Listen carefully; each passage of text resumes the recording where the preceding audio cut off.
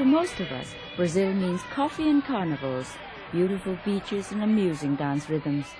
But Brazil, the largest nation on the South American continent, is much more than that. Today we're going to take you there.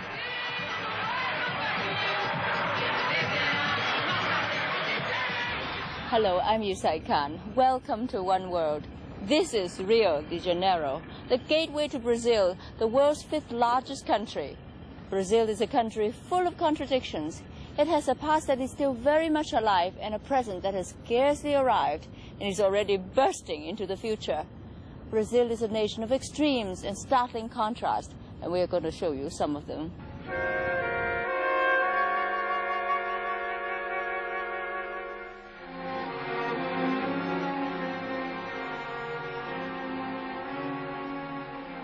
The country extends from the lush jungles of the Amazon in the north, straddling the equator, to the temperate, grassy cattle-raising plains in the south. In between, there are regions and people of great diversity.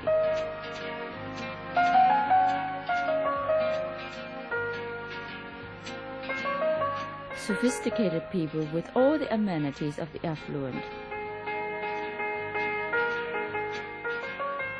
Primitive tribal peoples who inhabit the jungle along the Amazon River, many unaware of the blessings of the civilization to the south, save for the occasional jetliner that passes overhead.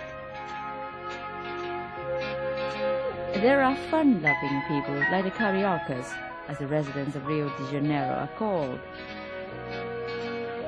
There are hard-working people like the Paulistas, the name for those living in Sao Paulo, the country's largest and most developed city.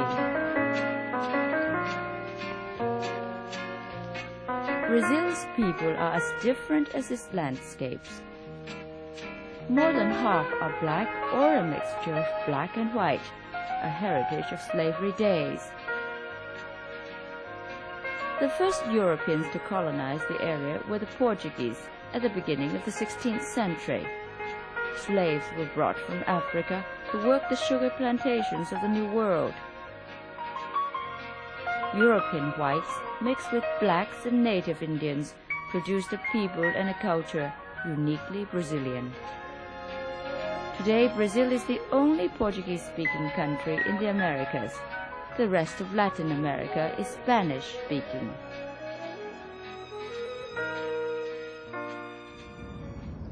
The towering figure of Christ that stands 2,400 feet above the sea never lets one forget that Brazil is a very Catholic country. From this lofty position, one can look down upon the entire city of Rio, where rich and poor live side by side.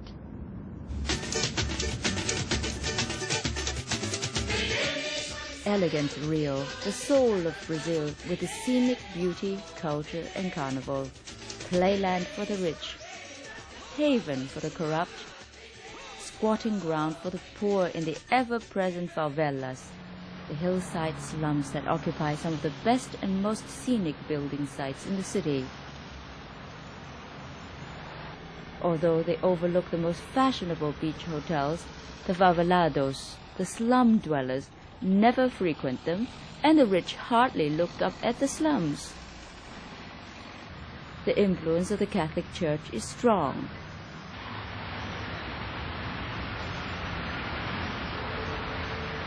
A Monday ritual, lighting candles for the dead. The favelados come down from the hillside homes to sell candles outside the church. But the Catholic Church shares its rituals with some strange religious cults. More than half the Brazilian population is of African descent. Former slaves, they have not forgotten their origin. The cults of the ancient past survive.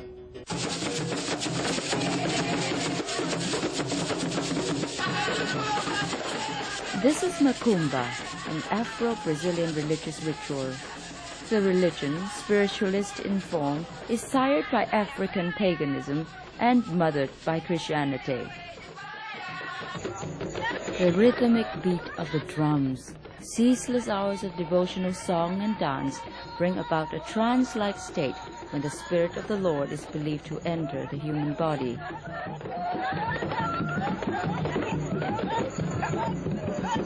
The belief is that all aspects of our lives are influenced by spirits, both good and evil. Macumba and other occult forms of religion have developed over time to become distinctly Brazilian and cut across all walks of life, the rich and poor, the educated and the uneducated. The Catholic Church in Brazil must tolerate Macumba or risk losing many Catholics who would move totally over to it. The showcase of Brazil, the city and state of Sao Paulo, fashionable address of the ambitious, successful, admired, and resented Paulistas, as residents of this city are called. Sao Paulo is the engine that makes Brazil work.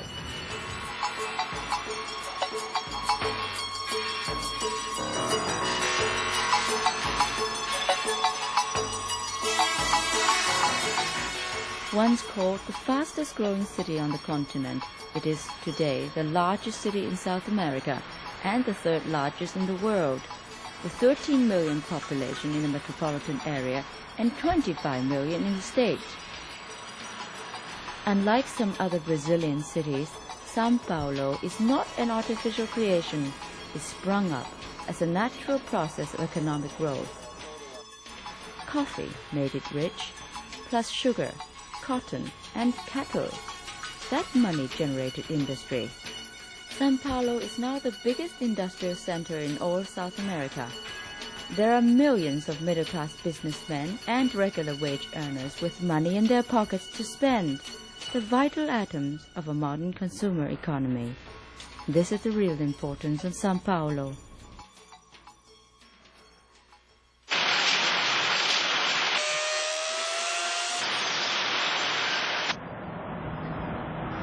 %40 of Brazil's industrial output is generated here by more than 100,000 manufacturing plants that employ more than 1,700,000 workers.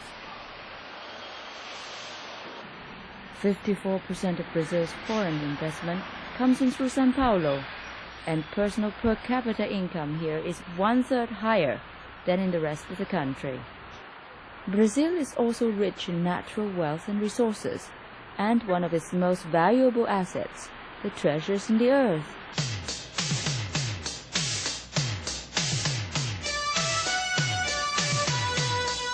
This is Naked Mountain, but some call it a paradise, because beneath the soil lies one of Brazil's largest deposits of gold.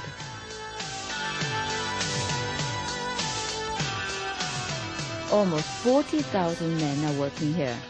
They left behind home and family for this rugged existence and the hope of finding a better life.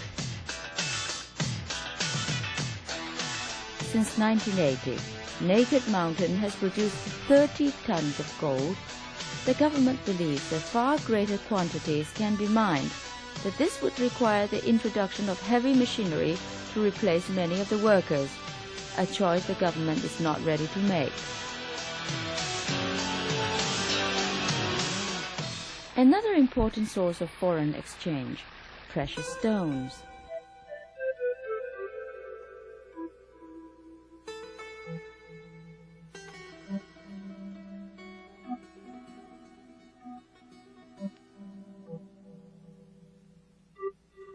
This aquamarine, a popular Brazilian gem, the largest uncut precious stone in the world, is worth $1 million. Jewelry making has become an important industry. The aquamarine, the topaz, the ruby, and the emerald are sold in jewelry and souvenir shops throughout Brazil and abroad.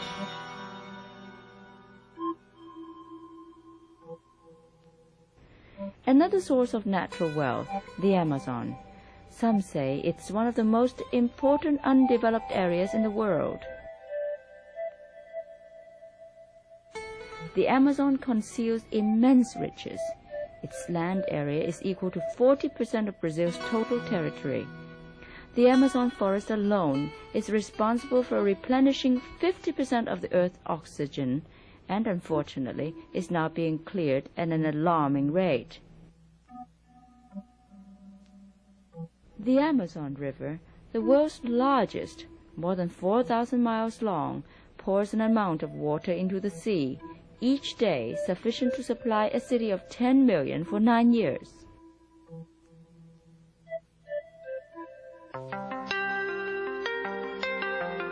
There is still another Brazil, the West Central region, only recently opened up with the building of the new capital city, Brasilia, a scant 26 years old. Its shimmering modern architecture is a striking example of Brazil's jarring contrasts. The high-rise building, the elevator and air conditioning have invaded a land where primitive people still live who have hardly come to know the wheel or the plow. Juscelino Kubitschek, Brazil's president in the 1950s, built Brasilia. His intention? To draw population to the interior, since 90% of the Brazilians lived in the coastal strip along the Atlantic Ocean. He built highways for thousands of miles through unpopulated jungle. We will make 50 years progress in 5, said Kubitschek. And spend 50 years paying for the 5, said his critics. Nevertheless, Brasilia was born of a bold vision. There are now 1.5 million people living here, but many still question, was it worth it? Inflation has plagued Brazil these last 25 years, and only recently, with a return to democratic government, has an attempt been made to control it. It was here at the presidential palace in Brasilia that we met the newly elected president of the republic, Yue-Sai Kan, and he gave us a message to convey from the people of Brazil to the People's Republic of China. Desejo, em nome de todos os brasileiros, in the name of all Brazilians, I would like to extend to the friendly people of the People's Republic of China our most fraternal salutations and sincere wishes for their increased prosperity and well-being. Com estas palavras, quero levar ao povo chinês. With these words, I wish to convey to the Chinese people the feeling of the great communion of interests that unite Brazil and China in the pursuit of a more peaceful world, one that is more open to economic development and the benefits of social progress. We are immense countries with great potential as well as enormous challenges to overcome. This identity brings us closer, transforming geographic distance into an even greater incentive. An incentive for us to find innovative formulas that will permit the perfection of the good relations that fortunately unite our peoples.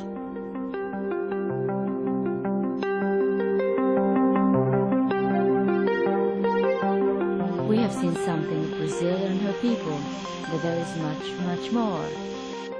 Brazil's thriving Asian communities, her people's love for music and dance, and Brazil's festivals, notably Carnival in Rio, one of the world's great entertainments, and Salvador in the state of Bahia, the oldest city in Brazil, the city that many feel to be the soul of Brazil. Well, that's our show for today. I'm Yue-Sai Kan for One World.